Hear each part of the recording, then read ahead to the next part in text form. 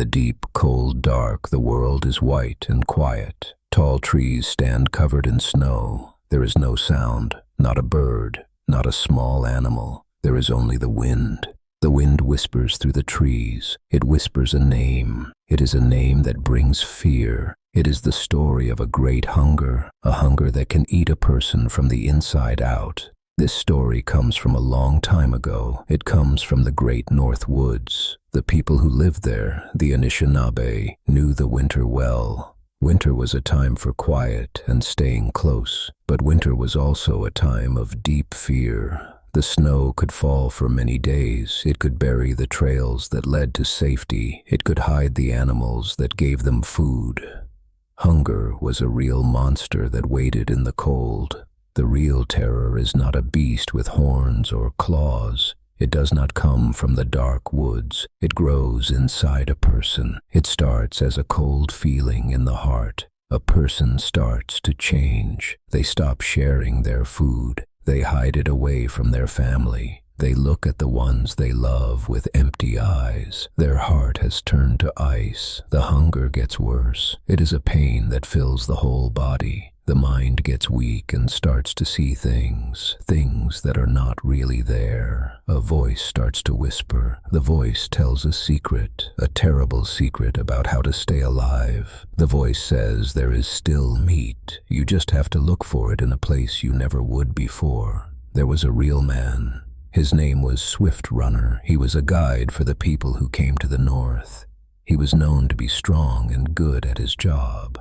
One winter, he and his family were trapped by the snow. The food ran out. For many weeks, no one saw them. When spring came, only Swift Runner was alive. He was not thin. He was fat. He told people his wife and children had starved to death. But when people went to his camp, they found the bones. The meat had been cut from them. Swift Runner was not a man anymore. He had done the worst thing. He had eaten his family to survive the endless cold. The people who found him knew it right away. They saw it in his eyes. There was a wildness there, a cold, dead light. The hungry voice that whispers on the winter wind had won. He had listened. He chose to become a monster, and a heart of ice had grown inside him. This was more than just a scary story. It was a real sickness of the mind, a fear so strong it could change a person. Doctors would later give it a name. They called it Windigo Psychosis. It started with a deep, dark sadness. A person would stop eating. They felt a great fear they could not name. Then came the dreams. Terrible dreams of eating human flesh. They believed they were changing, and they were terrified of the monster they were becoming. The story of the Windigo was not to scare children. It was a warning for everyone. It was a law written in fear, carried on the wind.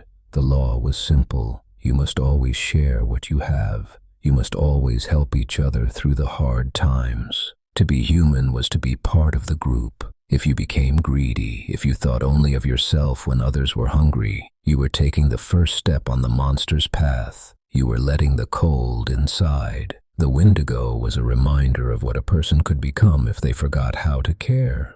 So, what is the real monster behind the legend? It is not a tall, thin creature with a heart of ice. That is just the shape of the fear. The real monster is starvation, a hunger so deep it eats away at your soul. It is the dark part of the human mind that wakes up when all hope is gone. It is the cold, hard choice to live, even if it means doing the worst thing a person can do.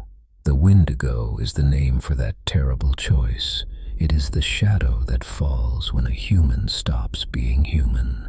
You think this is just an old story, a tale from a cold place long ago, a thing of myth left behind in the snow. But the Windigo spirit is not gone. It is a hunger that never dies. It just changes its shape. It hides in new shadows.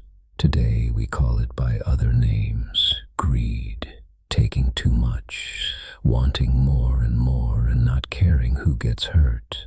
This endless hunger is the same cold spirit wearing a different face. The old stories say a Windigo can never be full. This is its terrible curse. It is a walking empty stomach that can never be filled. The more it eats, the bigger it gets. The bigger it gets, the hungrier it becomes. It is a hunger that only grows with every bite, stretching its thin body until it is a monster of want.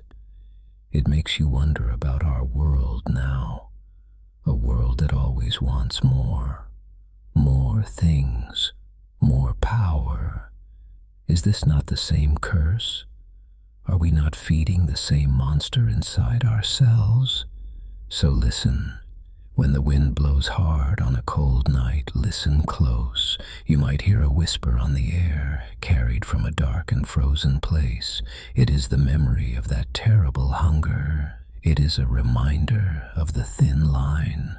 The line between a person and a monster, which is easier to cross than anyone knows. And it asks a quiet question. A question that settles deep in the heart like ice. A chill that does not come from the winter air. If you were hungry enough, if you were cold enough, what would you become?